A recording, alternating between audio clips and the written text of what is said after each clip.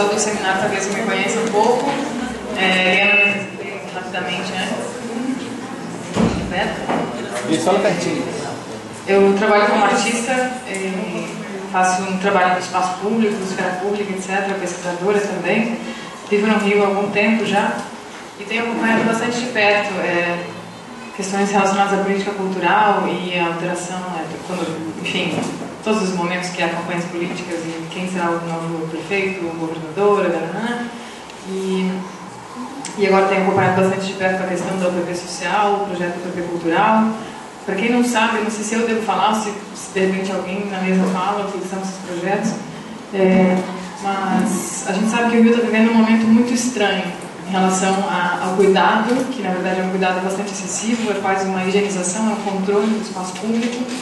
E a gente está tendo, sim, para quem não mora no Rio, a gente está tendo uma série de restrições de uso do espaço público numa cidade em que a cultura, ela exatamente vem da confluência dos fluxos, das trocas, dessa miscigenação que é da ordem do espaço público, que é da ordem do descontrole, que é da ordem de uma vida mais dinâmica mesmo, né? E aí me parece que um pouco contraditoriamente a essa cultura da cidade, a gente não está tendo esses... eu acredito que os dois governos, tanto o estadual como a prefeitura, estão sendo bastante autoritários no sentido de controlar e tentar reorganizar esse uso do espaço público. E aí a gente tem esses grandes eventos que vêm para a cidade, como Olimpíadas e Copa, e que estão trazendo novos conceitos para a cidade, que para mim, eu como artista e pesquisadora, etc., estou tentando entender de que forma essas duas coisas vão se encontrar. O novo conceito que está chegando assim meio de paraquedas é o de cidades criativas. Você está criando uma série de projetos, empresas, inclusive incubadoras, que estão assim, solicitando que todos se transformem em criadores e criem empresas, né? E eu fico, nossa, não estou entendendo, porque ao mesmo tempo você solicita uma criação, e acho que essa crítica talvez seja um pouco na fala do Faustinho, quando ele fala da diferença entre invenção e criação. Então eu fico assim, cara, mas como assim está se solicitando tanto criação, quando na verdade a gente já tem um terreno absurdamente fértil de produção cultural no Rio de Janeiro? Não precisa tratar o território como uma terra arrasada, não é de fato uma terra arrasada, mas o que se está ouvindo dos gestores públicos e dos grandes empresários que estão querendo investir na cidade é de que nós precisamos reanimar a economia da cultura do Rio de Janeiro. Então, assim, fico assim, tudo bem.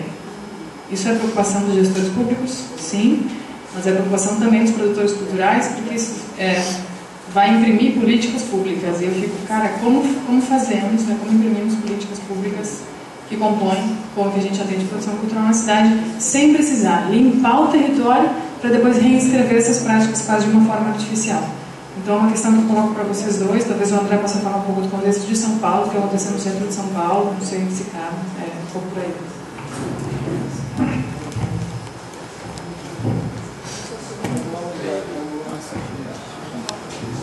Boa tarde, meu nome é Helena, sou do Rio, sou bailarina, e foram duas frases do André que me provocaram uma discussão, mas que eu acho que para vocês três, quem se tiver vontade de responder, ele fala de transformação social começa com uma insurgência, e está dentro, está fora, e pode ser estar dentro, estar contra.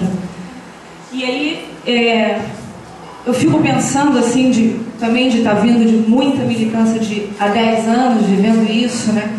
Que chega um momento que é muito frustrante, e vocês devem viver isso, que quando a gente começa a ver que as coisas estão se engessando, né? A gente queria acreditar, nós, acho que a maioria de uma geração mais antiga, que é uma geração que realmente estava pensando nas revoluções, né? Eu me lembro muito do fórum, fui a 2, depois do terceiro eu falei, meu Deus, se engessou tudo, né? E aí a gente viu essa transformação toda, isso tudo para dizer, pegando uma coisa do André, criticando ontem o Rick, de por que trazer uma coisa tão individual é coletivo, né?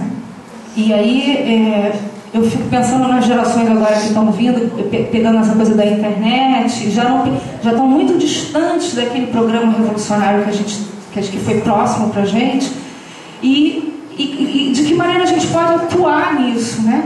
essa eleição que a gente viveu, que foi um horror. Um dos meus critérios porque falar entre os iguais é super fácil, o difícil é falar com os diferentes e coisas muito introjetadas. Então eu falei assim, meu critério vai ser o mais introjetado para mim era o machismo, né? Então quando veio uma frase, duas coisas importantes, eu não queria ser tão longa não, mas é porque realmente é uma reflexão que eu estou fazendo, então não sei muito como cortar, mas foi uma coisa que me provocou muito, que eu pensei que vinha uma mulher presidente e veio um homem. Isso vindo de uma mulher, assim, aquilo me chocou de uma maneira que não tinha como não responder. Então isso foi uma coisa importante no Facebook para a gente pensar, e ao mesmo tempo assim, isso é uma questão. E a outra forte, bom, essa foi muito contundente. Eu acho que isso já fala um pouco por que eu estou falando do individual, porque nesse momento, como uma pessoa individual, eu sem ter pensado ainda, sem ter passado para os meus pares sobre essa questão, aquilo individualmente me choca. E individualmente eu tenho aquele recurso que é o Facebook, os meus 400, 800, sei lá, pessoas, para falar sobre isso. E isso nessa eleição foi muito forte, né? A gente tem aqui a gente tem uma colega da dança contemporânea que em São Paulo questionou como é que está falando mal do aborto, uma pessoa que fez o aborto. E foi ali que as coisas clarearam para mim como indivíduo. A Sheila estava trazendo para a gente uma questão assim que me toca a gente como indivíduo. Peraí, podem falar o que quiser, mas peraí, como é que vocês chegam e usam isso contra o outro, né? Então, falando sobre isso, que a questão individual às vezes também talvez esteja ficando mais potente por algum motivo. Sem querer... Assim, os coletivos são super importantes, mas essa questão, o engessamento dos desejos, enquanto o indivíduo também fica mais potente que o coletivo. Tá? A gente vai de quantas em quantas? 3. Só uma apresentação.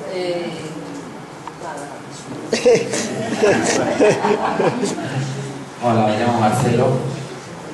Os estoy muy agradecido por el privilegio de escucharos hoy en esta situación, por compartir el momento con las personas de la mesa, que me parece que habéis hecho 3 intervenciones muy articuladas, muy sugerentes, muy generosas también, y también por compartir el momento con el conjunto de los asistentes. Estoy muy agradecido. Y mi pregunta es muy concreta. En vuestra experiencia de trabajo, ¿cómo se da el momento de cómo se dan las articulaciones entre las políticas de movimiento y las políticas de gestión? Quiero decir, ¿cómo? Porque evidentemente la articulación o la confrontación, la relación entre políticas de movimientos y políticas de gestión se dan de una manera muy clara en el marco de gobiernos claramente neoliberales o autoritarios, que es una relación de confrontación, una relación antagonista. En el marco de gobiernos progresistas o con un programa de gobierno o con un programa de cambio, de transformación, que inevitablemente se mueve, se agita entre contradicciones, no me gustaría que dierais tanto una respuesta genérica o abstracta o, digamos, de especulación política, sino en el caso del trabajo que cada uno de vosotros 3 hacéis, que se sitúa que se ubican en posiciones diferentes, ¿cómo se da esa articulación? ¿Cómo es la relación?